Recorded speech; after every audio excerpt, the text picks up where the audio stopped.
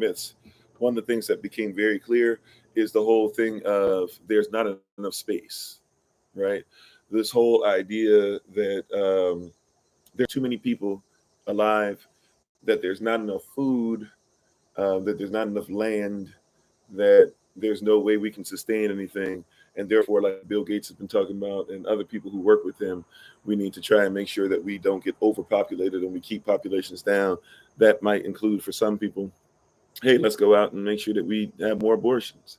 That might include for some people, let's make sure that we, tell people there's not enough food. Let's start eating things that are not even, things we probably should be eating. Let's eat more. I mean, if it's survival, that's one thing, but let's eat more grubs.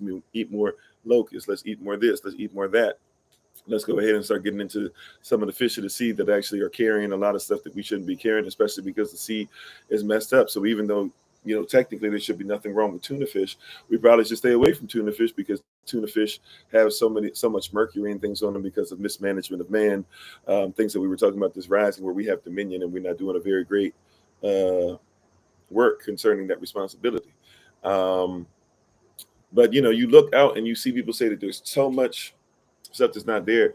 And I'm married to a herbalist, and I'm married to a herbalist in Amma that actually forages, right? So my wife can go almost anywhere, not almost, I'd say nowadays she's proven to me that she can go to any environment. We traveled across deserts, plains, prairies, and different versions of each one, right? With mountains, mountain tops, valleys, forest, redwood forest, whatever. We went to so many different places going across the country in this last month, and there was not a place that we went that she was not able to grab something to eat and use as medicine and use as food, right? So even things, and even things just straight out the desert, stuff that I would look at and just be like, oh, that's spiky, that's this, that's that. She was able to take it.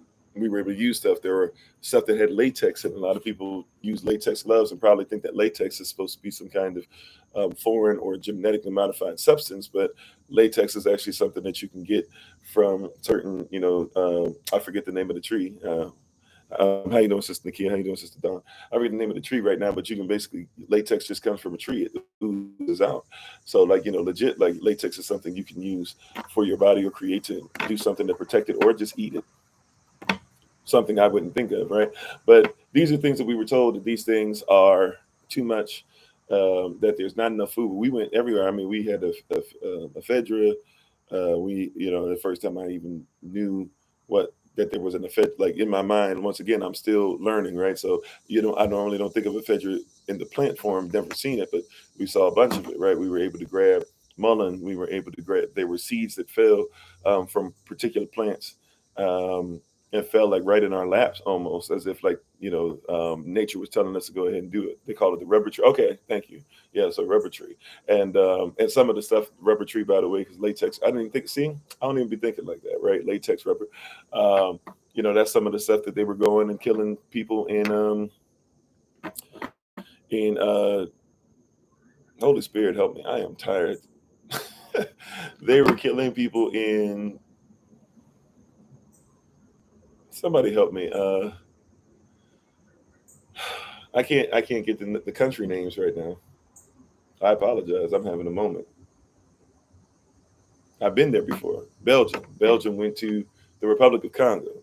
So when you hear things about that, some of the stuff they were doing there. How you doing, Sister Barbara? I think I saw you come on. Shalom to you. AJ, how you doing? Or A Johnson, sorry. And I told y'all I'm tired. Y'all going to forgive me with the name stuff tonight. Brother Jermaine, how you doing? But yeah, but I saw some of that up close, and literally when I saw it, then I couldn't unsee it. So we were traveling. Yeah, the Congo, thank you. And we were traveling and legit just saw for long stretches nothing but ephedra. Long stretches, nothing but stuff that had latex. When we got to Cali, I've seen mullein and stuff on the East Coast. The mullein that was growing in Cali that we were coming across, even though a lot of it wasn't forest, but a lot of it we were coming across was taller than me. I'm 6'5.5", and it was like I had to look up at the top of the mullein. stuff that we'd never seen before. But we're told that there's not enough stuff. Right, we're told there's not enough food. So that was one of the cross country myths, that even though I say these things and I speak these things, and I try to share with you different items and stuff that are read. How you doing, big brother TJ? I try to share these things with everybody, but at the same time, when you see it with your own eyes, you're like, oh, okay, like, yeah, this is just extreme confirmation that this stuff is mythical. They lying. Like, there's no way that we don't have enough. Like, we showed you guys, it was some of the stuff we even posted on Patreon stuff. Sometimes I shared it with you on the line. My wife was making teas to be able to go to sleep off of stuff. Was finding it, just picking it off the road, and shared it. I think I forget.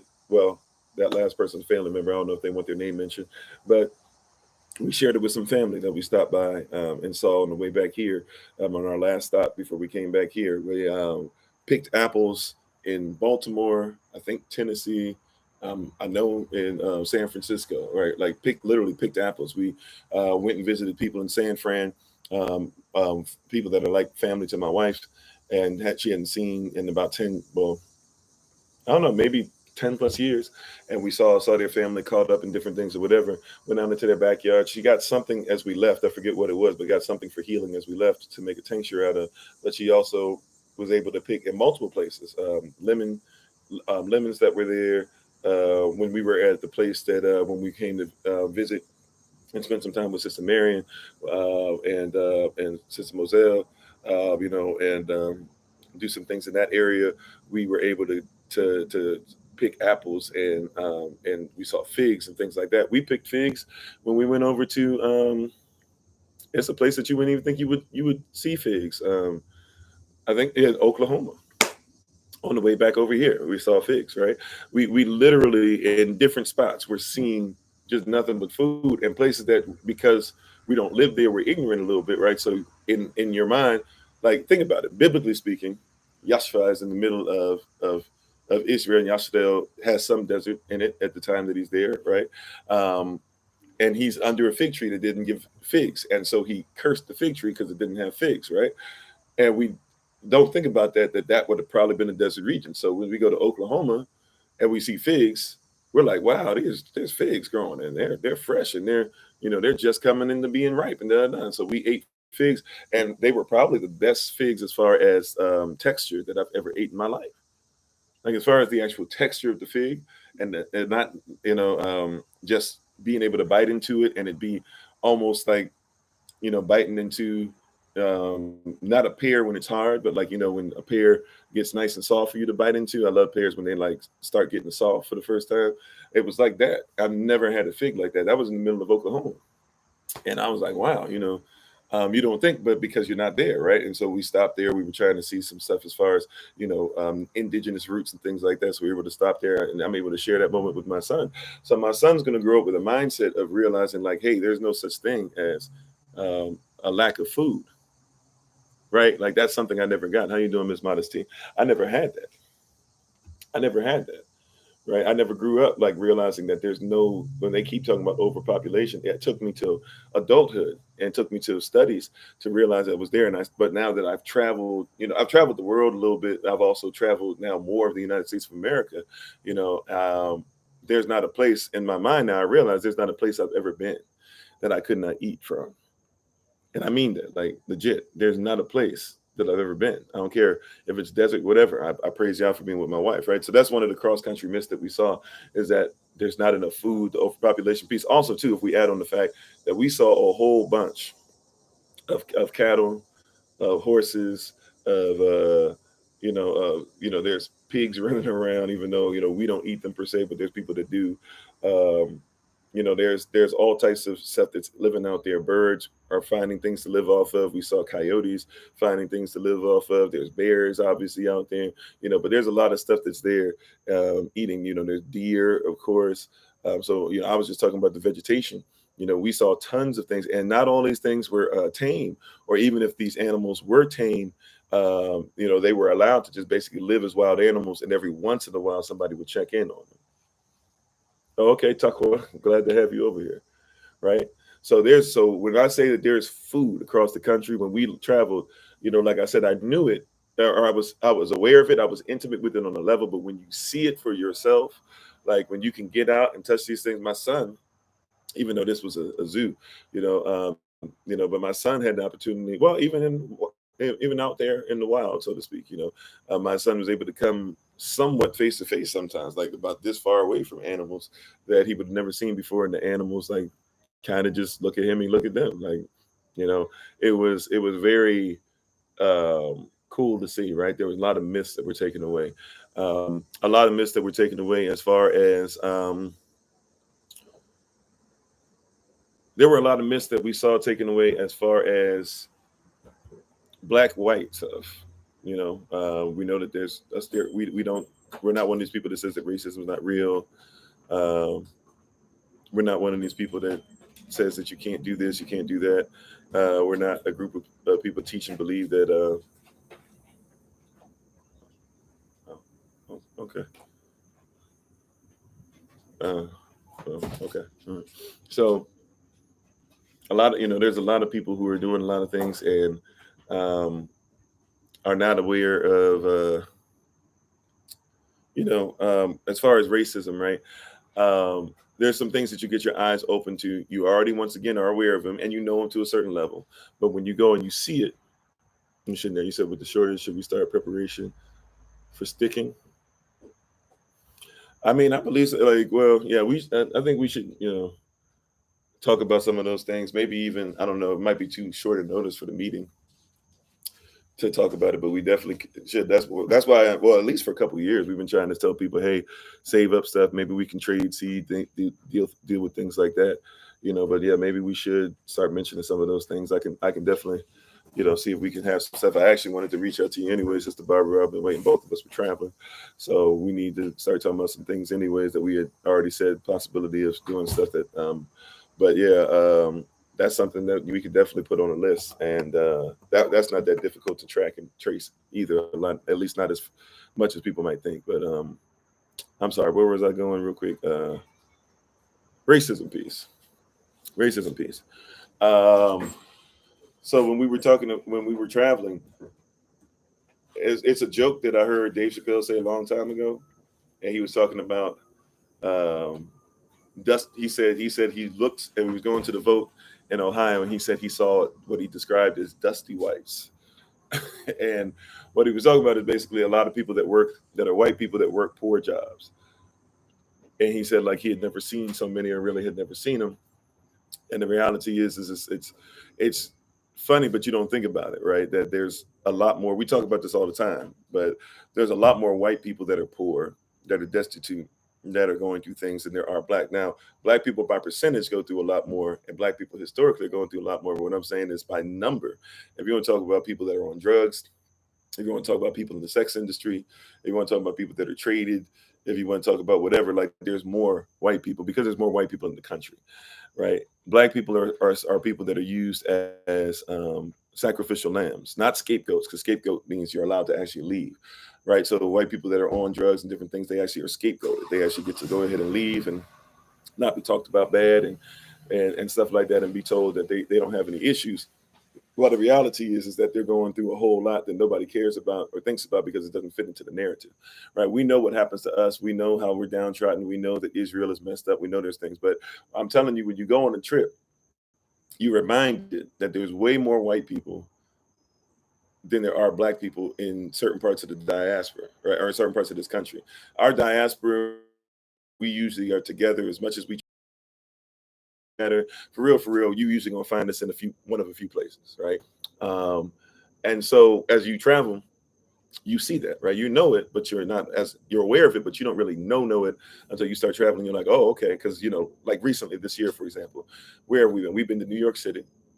We've been to upstate New York. Now, have we seen black people in upstate New York? Sure. Have we seen Latino, which are black people really, but have we seen different people in upstate New York? Yeah.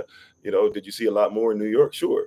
But in certain places, upstate New York, Buffalo, places like that, you ain't gonna really see us as much as you're gonna see everybody else.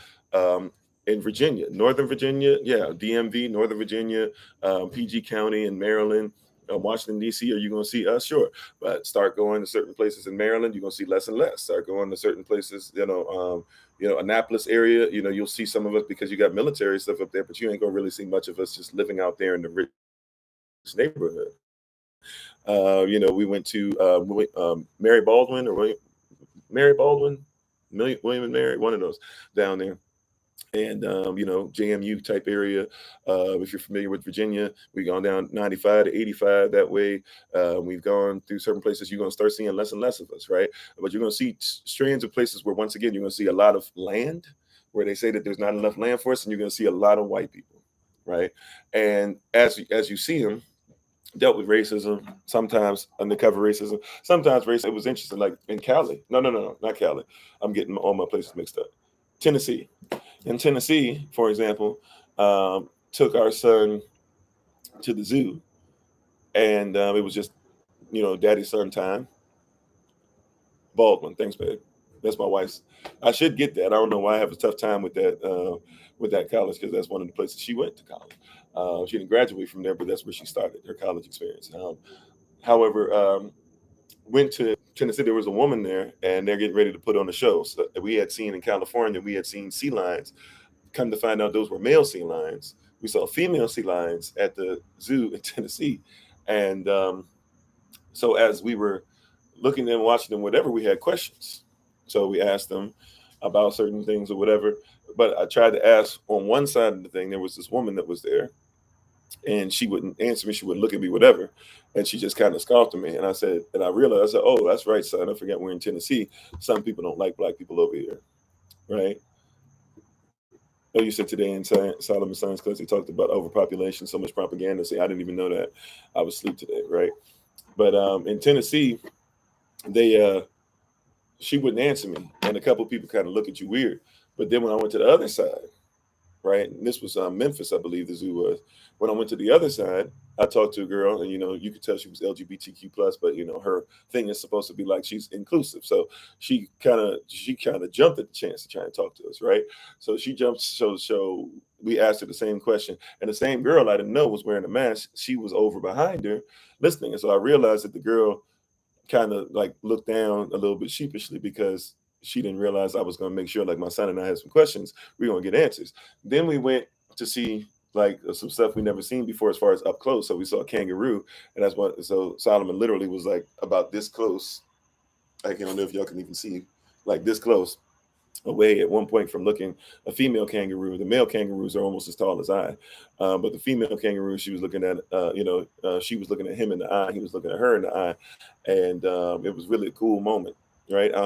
We may or may not, be able to. Well, I guess we might share that on Patreon with you guys, but it was a really cool moment, right? And the lady, and I was talking to, there was a sister there. She was the one that was educating us on kangaroos, and so she answered Solomon's questions, answered my questions, and then that same lady, apparently, so she must be in training. That same lady came and was there, and she gave a sheepish look, and there were a couple people talking or whatever, looking at us or whatever, and she was pointing and stuff, and then the other lady, the LGBTQ plus lady, white lady, she was sitting there, kind of going on for a little bit. So it's like, when people say, oh, there's no racism, people don't see color. I mean, we saw a few different things where people look at us like that. Saw a native guy down on his luck in, not Sedona, but probably would have been Oklahoma. No, it would have been, I forget where it is. Somewhere off of 40, maybe off of Route 66 as well, somewhere. There was a native guy we saw, whatever, and people just walked past him like he was nothing, and was out there down this luck. We saw a lot of native stuff that was being sold, but wasn't being sold by natives, was being sold by other people. You said you can't ask more than one question around it, they get confused. Yeah, you did say that, right? That was in Arkansas? Okay, that was in Arkansas. Okay. Thanks, babe. So like, we were traveling a lot of places, and there's a lot of things that they say or miss. We know that they're not true, but when you see it for yourself, you're like, oh, okay. Like, you guys are really about that life. Like, when you see certain things, as far as you tell people, you learn, not in school, but you learn eventually that, all these lands, there were native lands, and then Spanish people came over, and then Mexican people came out of Spanish people, and then America has just been the last people to kind of take what the natives had. And so you'll hear stuff about like this green card stuff doesn't make sense because you have people over here who never really even had a green card, never wanted to be American, yet they're trying to tell you that they need to go back to Mexico. They're like, or go back home, but they're like, how do you go back to what you're from? You go over and you do some traveling. You're like, oh yeah, you see long stretches where it's very clear that this is not white person's land. Even white people who do stuff, they're living in pueblos and stuff like that. It's like, how are you living in pueblos? You know, how are you living in these pueblos? How are you living in these different things or whatever? Like, y'all didn't make this. This is not yours. You know, you look at the name of stuff. I can't tell you how many signed, and not just in California. Everything was signed this, signed that, signed this, lost that, right? Lost this, la this. You know, everything was in Espanol at certain points. Matter of fact, when we were doing foraging and Alma's friend's mother allowed us to be able to go and look in their backyard, and they had different trees and different things that were growing. Her friend was like asking, like, what are you talking about? And she would name a plant, right? And then her mother would like chime in or something, and she'd be like, oh, you're talking about da da da da in Spanish. She would give it a Spanish word, and she'd be like, you got to recognize, like, I was raised here and I know what some of this stuff is, and my mom made us eat this and do this and take this out and blah blah. But she was like, yo, really, for me, she was like, I don't know it in English terms. I know it in Spanish terms. So you have to say it in a Spanish term, or I have to find the Spanish equivalent. Because over there, like, people don't know the English terms as much as they know the Spanish terms. Why? Because you're living in Spanish lands or Mexican lands, which are really indigenous lands, which are really just, you know, copper colored, or lands according to history, right? Because the original American is a copper colored person indigenous to the Americas. Right. And a lot of them, yeah, they do have native things as well, deer skin, things like that. So, you know, or I'm forgetting one. There was one place we were supposed to stay next to Bakersfield. It was like Tupa something, right? But you'll go into like a lot of hoppy land in Arizona. You're going to a lot of Navajo land, New Mexico, Arizona. You know, you're going into the land of California is literally the land of the Cali people. That's why it's California, right? You're gonna you run into all this stuff and you find out all these things that you're aware of and you kind of know. It's like it's without doubt at a certain point, right? You can't say that it's not there. You know, when you have people talk about cow hands versus cowboys, we ran into some of that too. You know, you see a lot of black men, you know, that are still in cowboy gear because they're the cowboys. They are cow hands, but remember, white people who were cow hands had black people who were subservient to them, or considered to be subservient to them, who they called cowboys, right? Like they call you boy and stuff like that. They call them cowboys. So you run into a lot of stuff like that. Like it was very powerful. It was a reminder of the fact that we're on to something. You know, the stuff that we've been saying, it's real. And when we met people and talked to them, they didn't slow down or stop. Like, matter of fact, it was very interesting. You know, there was a lady, she was like 70 years old, white lady. She was nice and everything though, but white lady, 70 years old. She was the one that was leading the tours for the Redwood Forest when we went up that way. At least the one up in the, I can't remember which one we went to. There's different parks over there, but the one we went to, we saw some of the giant sequoia trees. And when we saw it or whatever, her whole thing, and she was nice, by the way, like, let's not get twisted. She was nice. She allowed us to get sap and stuff. She allowed us to, you know, she talked to us very much so. Sometimes she ain't had no time for some of the stuff I was asking her about, but reality was, like, she a 70-year-old woman. I was actually like laughing a little bit because at first I went into my, if you're not careful, you go back into your default. And I was like, oh, she raped, blah, blah, blah. Then I had to remind myself, like, she's a 70-year-old woman humping it up the hill, stuff like that. She didn't really have time for nobody. She was like, yo, she told everybody when we got there, yo, like, I've never lost anybody. This is, you know, she had a twang. I can't talk, but she's like, you know, I never lost anybody, and I'm going to do this and blah, blah. And I hope y'all enjoy. If y'all want to go and enjoy, but if you leave and you decide, I guess y'all just made a decision, y'all going to come back, right? But 3 times a week, this 70-year-old woman goes on a track that, you know, I was able to make it up. My family made it up. But a lot of people, they were not able to keep up. And so she was humping it, right? But she ain't had no time for mess. So I had to remind myself, see, even in that, you got to go through some stuff. And you talk about this stuff, sometimes you got to be reminded, like, no, she's just a 70-year-old woman. She ain't had time for nobody. But she was ultimately really nice and actually talked over plants with my wife. She got some of the plant life wrong, but she talked over plants with my wife and tried to introduce her to some of the stuff when she found out about it. And what was it? But she gave, but also too, you realize that they get the story wrong. As nice as she's trying to be, as warm, for her personality, as warm as she's trying to be, she was a very nice person, but she got stuff wrong. But it's because of where she came from, right? So I'm listening to her, and she starts going into, well, when this place was discovered. So I immediately have to tell my son, you know, discovery, doctrine of discovery, they're trying to tell you that they discovered it. Doctrine of discovery, they're trying to tell you, you had a little bit of that twang, right? They're trying to tell you that white people, when they first came here, because we were already here. So, don't, what I'm saying? Like, don't, when you hear them say discover this and that, like I had to tell them that, but she was nice. She was saying something. She's like, yeah, and Abraham Lincoln, he was the first person to come over here. Abraham Lincoln, you've got to give him credit. What does Abraham Lincoln have to do all the way over here with the sequoia trees? Well, he was the first person to make sure that he wrote stuff out that it might be protected. And it's like I had to, once again, turn my own child. I had to keep teaching him and be like, hey, Abraham Lincoln was sending people over here to kill natives. And when there weren't natives over here anymore and they started to destroy what the natives had always protected, which was the sequoia trees, and allowed the sequoia trees really to protect themselves. When you learn about sequoia trees, you'll realize that they're designed to protect themselves. That's why other trees come and go, even through fires, but the sequoia trees will always stand tall. So I had to, tell them and teach them, like, hey, Abraham Lincoln was over here killing people, and the people he sent were chopping down the trees.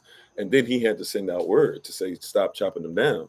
But Abraham Lincoln, the same day Abraham Lincoln signs the Emancipation Proclamation in 1862, right? We act like the Emancipation Proclamation ended the war. Same day he signed it in 1862 was the same day that in 1862, he killed off about 400 at least Native American men over in North Dakota, South Dakota region. Killed off, 360 Lakota people and maybe 40 Dakota men. And it was because of some nonsense that they did just to be able to take the land from under them, because they didn't want to pay them for the land, that they forced them into having to pay for it because they took away their ability to eat. That same Abraham Lincoln was killing off natives while he should have had his troops focused on, winning against the Confederates. He was out there, had them killing off natives and stuff. So, I had to show my son stuff. So that's why we said, like, you got to be aware of stuff, but you realize that they're ignorant. This woman, out of a whole bunch of people who looked at us weird, looked at our hair, looked at the clothes we were wearing, and all these different things, and said, oh, these must not be people we can talk to. She was talking to us and all this stuff. But at the end of the day, she was ignorant on some things, and she was teaching it as if it's so. Right. And so once again, you think about these things, you teach these things, but you see it and you're like, oh, yeah, like, why would anybody, especially if you don't really have anybody that looks like us out here, and the people that do look like us are people that have to fall in line real quick because they got to live out here every day. I don't have to live out here every day. So I can come out here, I can see something, observe it, and I can roll out. Right. Like the same day we went there, we were there 2 days, basically. We camped there, then we saw the stuff, and then we rolled out back to, not San Francisco, where we were at. Not I can't forget. San Francisco, not San Juan, San something. Wherever we were. I'm sorry, I told you I'm tired right now. But we were able to roll back out, right? And even though we were in the mountains, and even though there were a lot of people that didn't look like us up where we were staying, we were in a place where it was a lot of San Rafael. Thank you, babe. In San Rafael, we were able to go back there. But it's a difference in how people live. Like when we went up that way, and you saw, like, we were up in a place where, like, literally winding roads, 25 mile per hour speed limit, and that was too fast, and literally like the stuff you see in Looney Tunes and the cartoons and stuff in the car, somebody's traveling in the car, starts hanging off the side, the thing or whatever. Like, that's what we were traveling up. And you travel up those places, and those people up there, there's a level of ignorance that comes with that. They live off the land and stuff, and they do things different, but there's a level of ignorance. Like, they don't know certain things about what's going on because they don't have to, right? And that was one of the things that really I comprehended, is that sometimes you wonder, why is it that people don't want to grow or this and that? They don't have to, right? Somebody in a place to where, you know, they might know, they might, like, in some of these places we went, people might not have ever seen a black person, legit, like what we consider to be black, right? Some of these places they've never seen it. So why would they, why would they worry about learning that? They don't have to, So that was the interesting part of traveling. What else? What else? I mean, I don't know how in depth this is tonight. This is just me sharing, I guess. But I felt like felt led to do this, But I just want to let you know, like, just seeing it, going back to the white black thing, also too. Seeing the poverty. I don't think the whole, maybe once, because we give to people that we see that are homeless on the street that might ask for something. Thanks for the love. Um, we try to give to people. I don't know if I gave. Maybe once. I think I gave to a black man on this trip. I think everybody else I gave to was somebody that was white, right? Some people I was led to give to, some people I wasn't, right? You should never give, lay hands on no man suddenly. Don't just give just because, like, give because you're led to. And when you led to, you should do so cheerfully, right? However, we give a lot. And so we gave. And yeah, I can't say, I think like everybody I gave except for one person, and I can barely remember them except for one person. I think everybody else was white. And it just reminds you what we're talking about, how we have to get ourselves together and make sure we're sealed. You said you travel vicariously through us. I'm right. But we have to feel like we're sealed. We have to get ourselves sealed first before others can be grafted in. Like, it actually opened my mindset. Like, people can be grafted in, but we got to get sealed. We got to get this together. It actually gave me a more of a fervor and more of a, it checked me on like accountability and responsibility levels. Like, we've got to get this done, even if it don't get done October 1st, right? This land stuff has got to happen.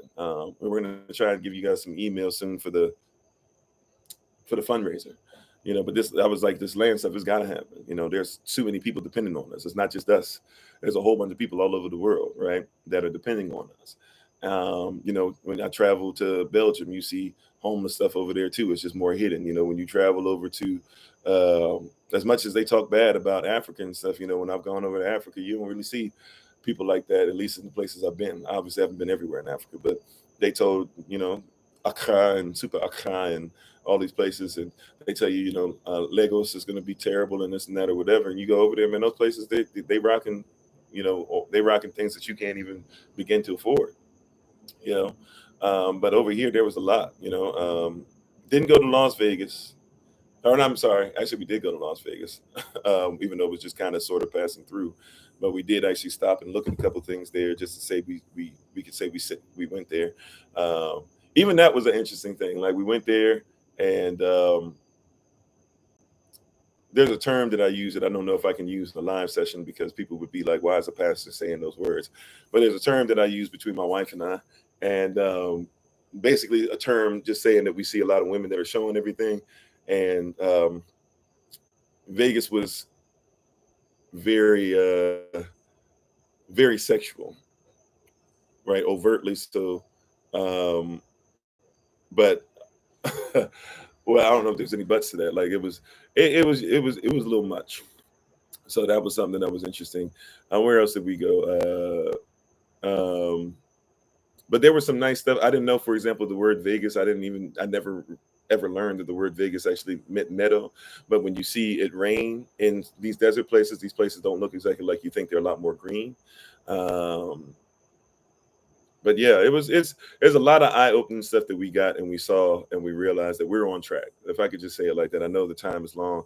I feel like I might have been too tired to give you exactly what I felt I was supposed to, and for that I apologize. I am still out of it a little bit, so I'm gonna try and grab a little bit to eat, and then from there, see if I can basically go right back to sleep, so I can be a little better for you guys in the rising. But yeah, it was very, yeah. Oh yeah, you said my wife said some of the girls were showing everything, and I mean, I wondered why they put clothes on at all. Yeah, it was interesting. My wife, I didn't see it, but my wife said that she saw a couple of how would we say this? A couple of lower lips showing, because girls were, not only didn't have on underwear, but were basically like had on things that revealed that they didn't have the stuff showing, not just see through either.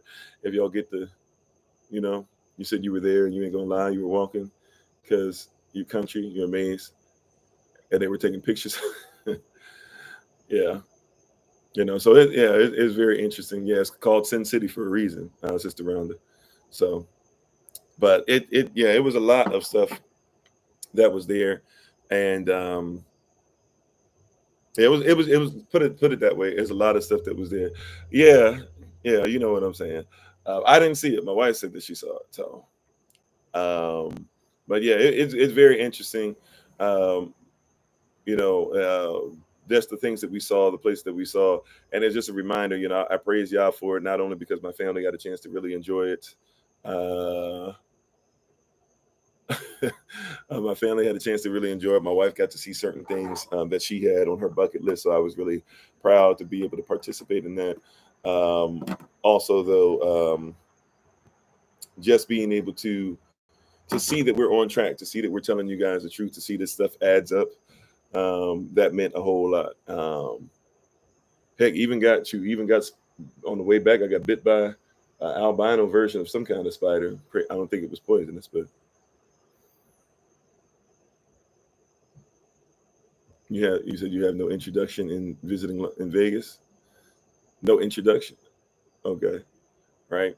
But this trip, it showed us a lot, and we were able to see a lot of ourselves. We were able to our child was able to see things that his parents had never seen, and of course probably took it for granted some. But we're grateful that he did get to see some of the things he saw. And I'm just telling you, when it comes to overpopulation, when it comes to racism, when it comes to you know having, I'll put it like this: when you come out of it, you have a lot more hope, right? Our hope is in things that are a little greater than what the world has hope in.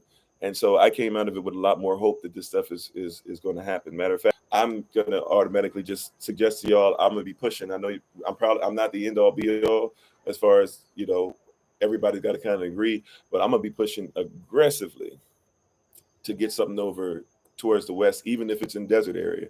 As far as land, when I tell you, like, we went through not only long stretches of desert, New Mexico, Arizona, California, where stuff was growing, like, and there were solar panels. I'm talking about, like, there were so many solar panels in places. Like, this is something that blew my mind.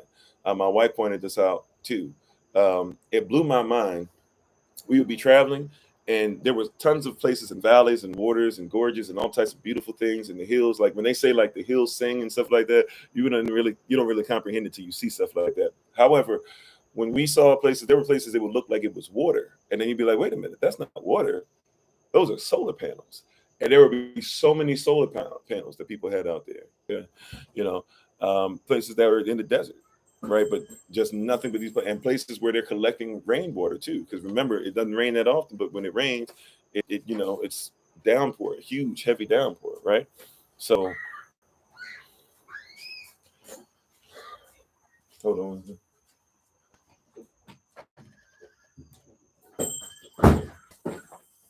So places that were huge and heavy downpour and things of that nature, right? Just raining and raining and raining down.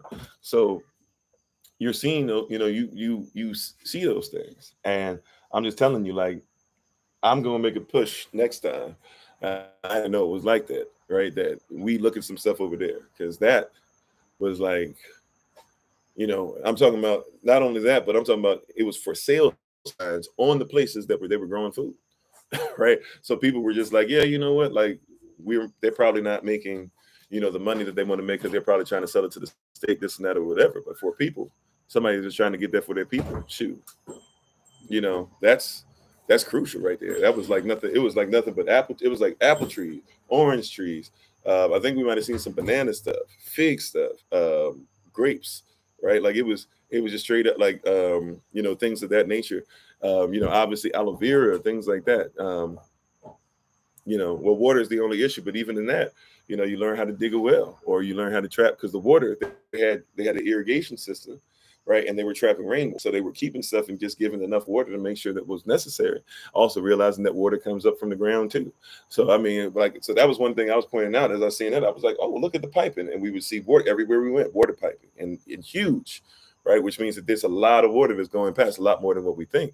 But once again, and we're taught the desert, like I knew this. Once again, I was aware of this stuff. I knew this stuff, but even as a child, I knew that if you went into like the Sahara Desert, if you know what to look for, there's plenty of water in the desert because there's stuff that still grows. And matter of fact, the water has to save itself. So they're saving itself for when the torrential downpour comes, it connects with that water. Remember, even biblically speaking, water used to come up from the ground. It didn't used to rain. So there's more water under the ground than there is above. We don't know that though, right? Everywhere you go, there's more water above the ground. In Texas, there's a matter of fact, one of our sisters, Sister Cassandra, her parents own a bunch of land in Texas, and the first thing that they did is they dug a well.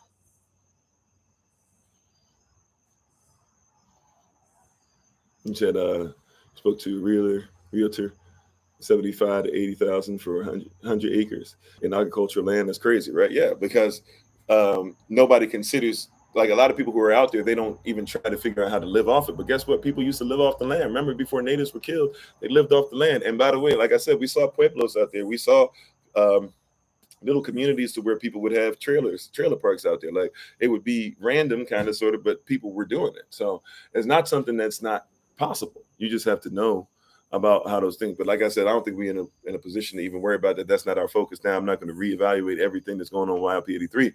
But I remember I told you YLP83 is not going to be just one-time thing. We're going to keep looking consistently for different places. But I'm just letting y'all know. I'm praying about it, of course. We got to be led by prayer. But my flesh, if I just be honest, my flesh was like, yo, we need to make sure this is part 2.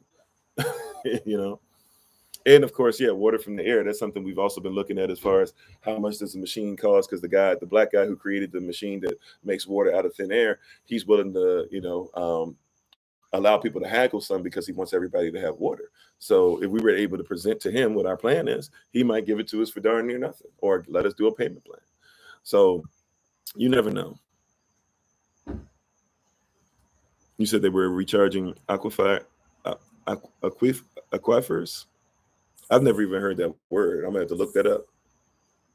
Sean, you just taught me something. I'm gonna have to look that up.